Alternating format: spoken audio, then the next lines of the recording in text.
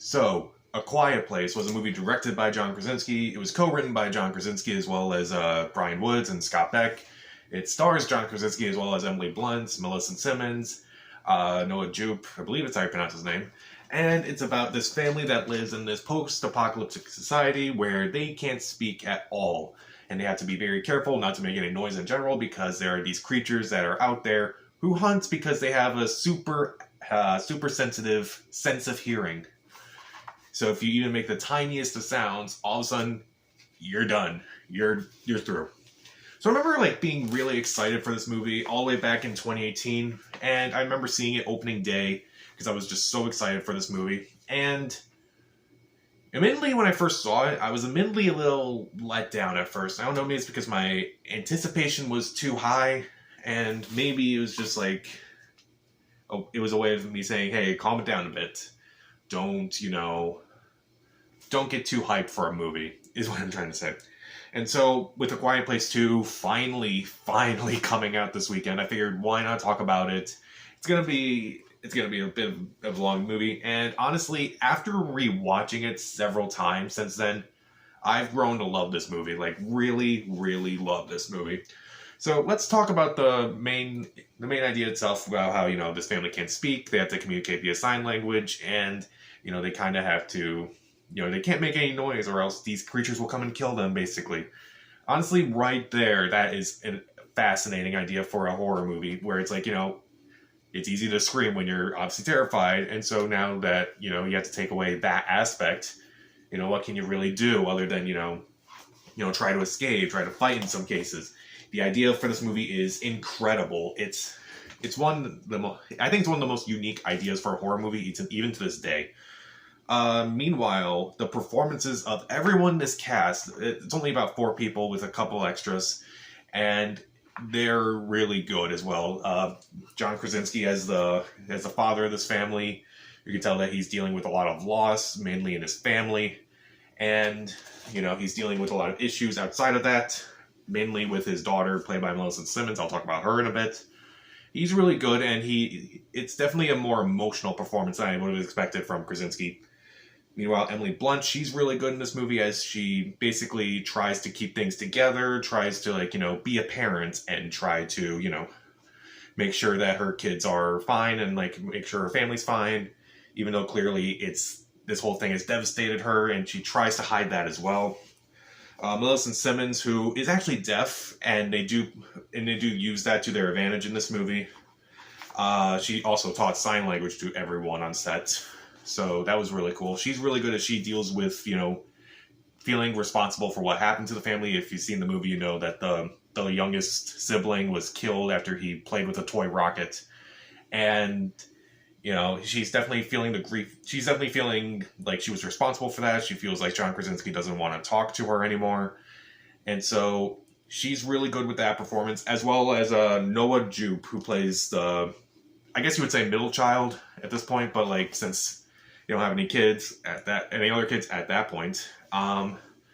He's also really good in the movie as this kid who's kind of panicky, and he's definitely he's easily startled by a lot of things, but again, in this world, it's very easy to become scared whenever you hear a noise, because it's automatically you only have seconds just to get out of there, and he provides and he also has a great arc in this where he kind of conquers his fear, even though it's never really addressed, but it's nicely handled throughout the entire movie. I thought it was really, really well done. And the thing that I really like about this family is that they feel like a real family. Obviously, John Krasinski and Emily Blunt are married in real life, but they do feel like a real family. You do believe them throughout the entire movie. And also with the themes of parenthood throughout, John Krasinski has talked about that with this movie. And, I thought that was actually really handled well in retrospect. How, parents kind of do these things for their kids, how they try to keep them protected, try to be the hero, and even though it's not easy for them, it's clearly hurting them, and it's kind of clearly hurting them in ways, but they still have to they just got to do it. And again, the point of that has really hit home with this movie, and also how it also kind of shows the negative effects of that too, where it's sometimes you protect yourself, and sometimes you can't really, and sometimes things happen, we see when the John Krasinski and Noah Jupe, they come back, they see this man who lost his wife, and he just feels like he's lost it. So he just screams and gets himself killed.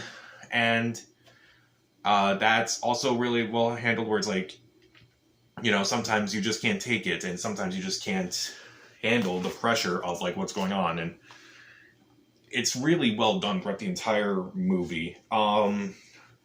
Meanwhile, the sound design, obviously very impressive, how it's like, okay, you can't really talk, so obviously everything has to be done through sign language, but when they do make a sound, it feels so loud, even when it's like, oh, this wouldn't normally be a loud sound, like when they knock that lantern over, and it makes such a loud sound, it's like so quiet, and all of a sudden, no, you're freaking out as well.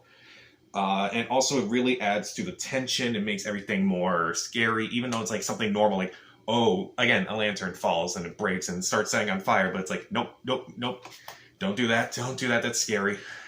And that was really good. And like something I've noticed with I saw this movie in theaters twice, once by myself and once with friends. I noticed that like in the screenings people were quieter than normal, which I think is a really good thing. Like some people complain about how, oh, who cares about the theatrical experience? No, a quiet place is why you should care about the theatrical experience. And I'm really glad that this movie has kind of done that, where people are kind of like quiet in the theater while watching this movie, despite the fact that some people have snacks, but whatever. And also I kind of like the way how they like reduce sound, like you see like the spots on the floor, like, oh, this is a tile here where it won't make any sound. And, you know, you just gotta step on that, walk through it, like they're playing a game, and all the pieces are kind of like soft things. And like, if you notice, like in the opening scene when they're getting medicine, you notice the chips aren't eaten at all, because like that would be really loud, obviously. The score by Marco Beltrami is really great as well. It managed to like combine all the feelings that all these characters are feeling, as well as like build tension throughout the entire scene, entire movie, I would say. And it works. It really does work throughout the entire movie. Also, something of note, characters don't actually do a lot of dumb things in this movie, which I'm really glad about, to be honest. You know, it's easy for a character to do a really dumb thing in one of these movies, but no, nothing is dumb in this movie. Everything that is bad, that when stuff does, you know, hit the fan, it's usually an accident, and, you know, normally that would, and actually I think that actually works for the movie. Again, everything in this movie works. There's also so many good scenes in this movie. You know, the scene where Emily Blunt is in the bathtub, that's really good. You know, the scene where they're at the waterfall talking, that's also really good. Even the opening scene where they're going to get medicine and they go back and then the rocket starts making noise because the kid just had to play with it, of course.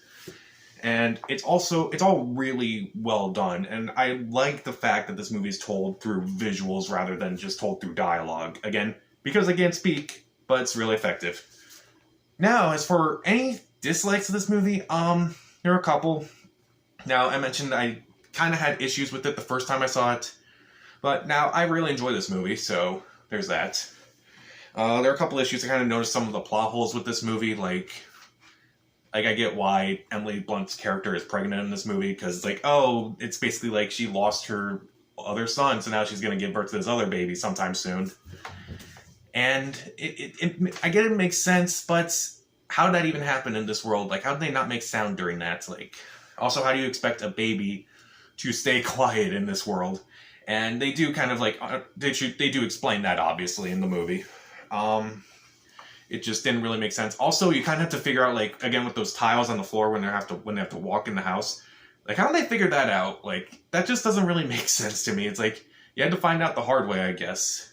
Also, and John Krasinski, he's only directed a couple other movies before this. And he never directed a horror movie before this. And even though, for the most part, is effective, he does rely on, like, one or two jump scares in the movie.